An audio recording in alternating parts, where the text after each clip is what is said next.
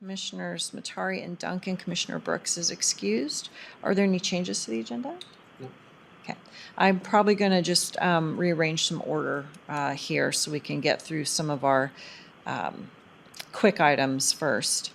And conflicts of interest? None. Okay, great.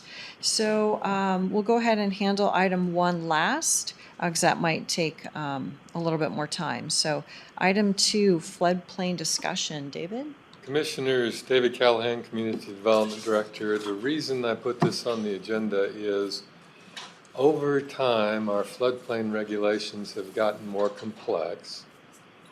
And Oh, you're... it's on. Okay. And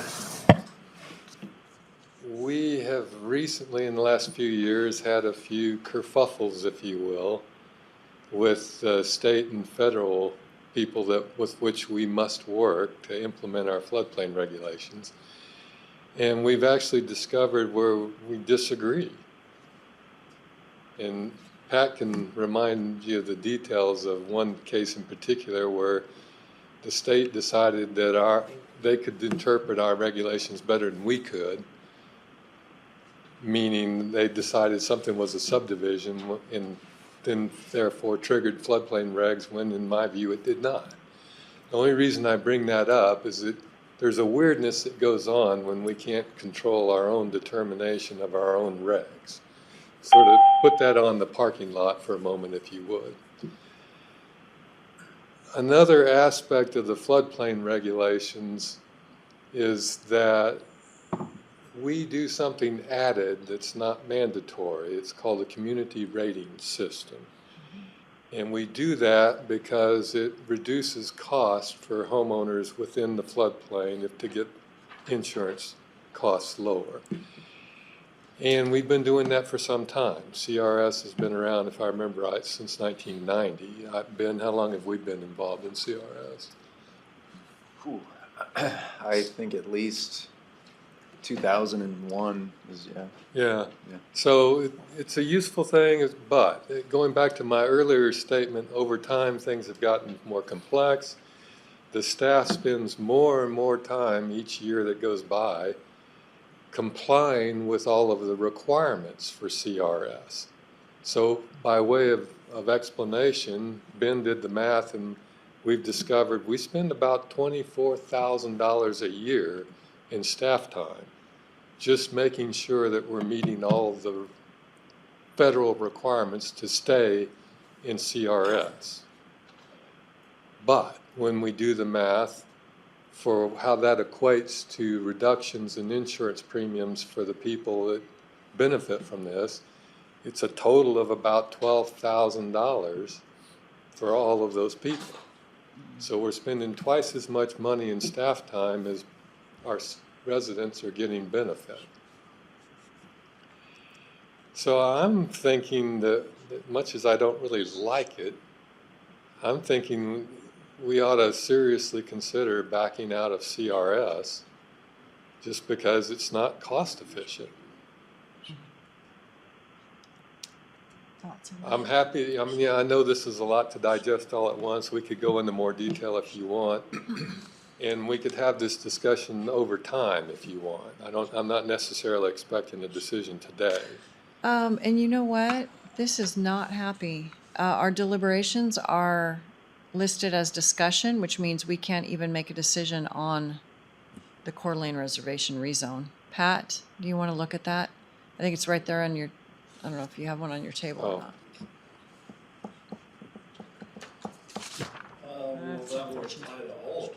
Yes. Pat Braden, Civil Deputy Prosecutor for the record. That would apply to all 4 items, 3 of which should have been listed as action items. So you can discuss them today, but you cannot take action on them until they are properly noticed. Yep. Which we could actually do at a Tuesday business meeting or at a special meeting. We don't have to wait until the next deliberations. Okay. Are scheduled. They just have to be properly. Right. notice. I think it might be good to have it at the business meeting, I think, because I don't want to delay some of these things. Right. Right, it would just be literally the decisions themselves that would have to be deferred. Right. So. All right. Apologies, I didn't see that. Yeah. So, all right, I am happy to take your recommendation and not do the work until it becomes maybe more cost efficient. Does that also mean that the regulations become less? Because I know there's some things that we have to comply with in order to be part of that program. Not necessarily. We could reduce the regulations that make us part of CRS, which are things like, we have a 3-foot freeboard, if you will, that we require people to have the bottom floor of a structure 3 feet above the base flood elevation as one of the kinds of things we do through CRS. There are others that Ben could go into. The usefulness of those kinds of things is it frankly keeps people safer. Right. And I don't have a way of really balancing how much safer. Right. But yes, we could take out everything that is added into the code expressly for CRS. So I guess then my thought process goes to, if we're making them have jump through more hoops, have more requirements, but they're not going to get the benefit on their insurance, then that's one thing to consider. If we ever go back into it, now you have kind of these people didn't comply, these people do comply. How does that make insurance work? So I think it's not really just a simple. No, it's not, and that's why, in a way, I'm sort of grateful you can't make a decision today. We need to have an ongoing discussion. It might be useful to have a full board. Okay. My leaning is to keep the CRS requirements embedded in the code just because it's good planning practice, and again, it keeps people safer.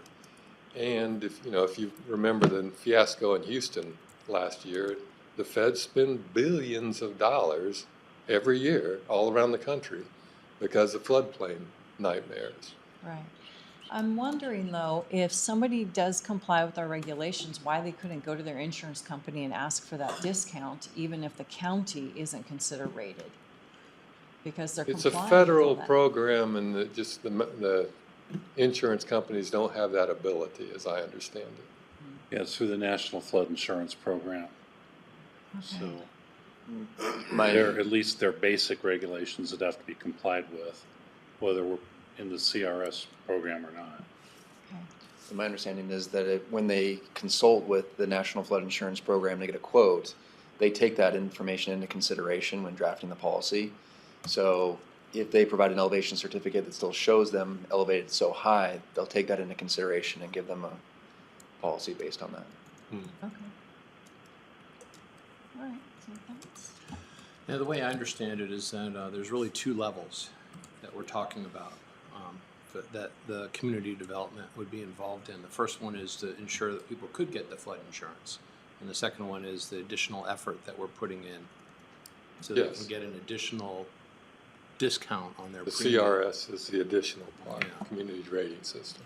And I don't have any problem with your recommendation based upon that, because people will still be able to get the insurance that they need, Right. right? So, and that's to protect them from financial loss, in Right. essence. Yeah, it's just not discounted. But it's not discounted, exactly. So, but they are aware of the fact that they're building in a floodplain, Right. so there is an inherent risk to begin with. Yes. So, yeah, I'm fine with that. Okay. So I guess you can just bring it back to Tuesday, and then Bill would be able to watch this meeting and ask you any questions That makes sense. to get him up to speed for Tuesday. Okay. So, okay. Thank you. Yep. All right, item 3, CUP 23-0003, and this is the I-90 Wolf Cell Site. We've had a request for a public hearing, and I'll turn it over to Ben because he knows all the details. Okay. Sure. So this is actually Amy Hillen's project. She's out of the office, unfortunately, but we do have a request for a member of the public to have a public hearing before you. They have provided, I believe it has been passed on to you about their comments. And so before, I guess we wouldn't be entering into deliberations today, but that is the request that is before you to grant the public hearing request. Okay, and then can you remind me, because I don't have a rubric in front of me that says, sometimes when people request a public hearing, we don't have a choice, we just have to do it. Other times it's in our purview to deny it. Is this a CUP one of those times where we could deny the request? Not that I'm saying that's a prudent thing to do. Yeah. You could. Chair, Chair Duncan, I can answer, maybe answer that in a little more detail.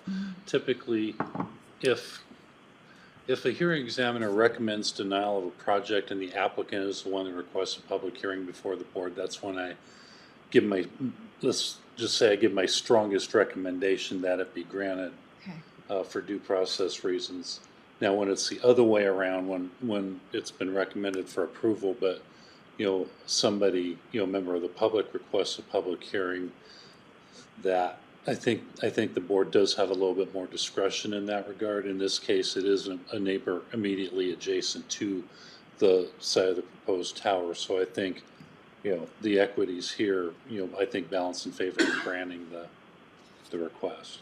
Okay, thoughts on I think that whenever there's an opportunity to get the public involved, we should not deny them that.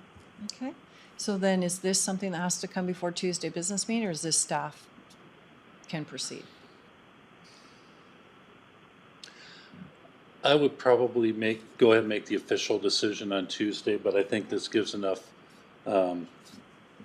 Direction. direction for staff to, at least let the person requesting the hearing know that it will be granted on Okay. Tuesday. Plus, we can get our notices set up. Yeah. Yeah, so we're good. All right, if that's all with that one, we can do tax deed bid AIN 242501, and this really is just a informational item. And really simple. This is a remnant piece of land in Post Falls. The area in yellow, and this is in your packet so you can see it in more detail. But the remnant piece is the front yard and parking of a commercial site in Post Falls. So it can logically only really be turned over to that property owner, in our minds anyway. And so I guess we can put this on for Tuesday business meeting as well to examine that tax deed bid. So, any questions on that? No, I trust there's no building site on it. One can only assume. Yes. Yeah. So, all right, so then now we're back up to 1, Coeur d'Alene Reservation rezoning, so Coeur d'Alene Tribe Reservation rezoning. So, do we talk about this, or do we just continue deliberations till? I think we should continue, and the main reason is that because this is such a significant issue, I think it's only appropriate that all commissioners be here. I've always been a little leery of doing a two-commissioner thing on a larger issue that has started many, many months ago. Years ago. Years. Yeah, many months, but Yeah. yes. And as controversial as this is, I 100% agree. Yeah. So, okay, well, I am so sorry, everybody who showed up for this deliberation this morning. What do we want to do? Let me open our calendar here.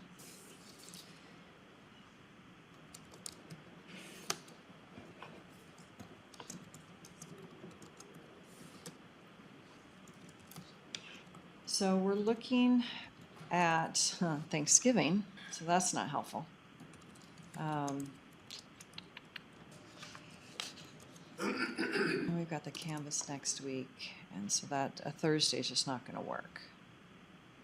So, We did add deliberations to the 30th okay, at 10 a.m. okay. And I think on this one, if you're just moving to continue it to a date certain, I think you can do that. That's not a final decision. Okay, It's just a procedural matter. All right, does that work for you? The 30th? November 30th? Yeah. Yeah. Okay. All right, so that's what we'll do, folks. Sorry about that. But, I Oh, mean. look, we should have a motion on that, though. Well, To can cont- we? With the- To continue to November 30th at whatever time. Okay. Like I said, it's a procedural motion, it's not Yeah. a final decision, so I'm comfortable with that.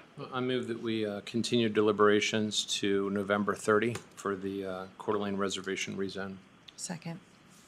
Commissioner Matari? Aye. Chair Duncan? Aye. All right, well, I mean, in all fairness, you know, Commissioner Brooks did not know that he was gonna be out today, so it kind of double worked, I guess, so. All right, with that, 10:15, meeting adjourned. Thank you all. Thank you, Commissioner.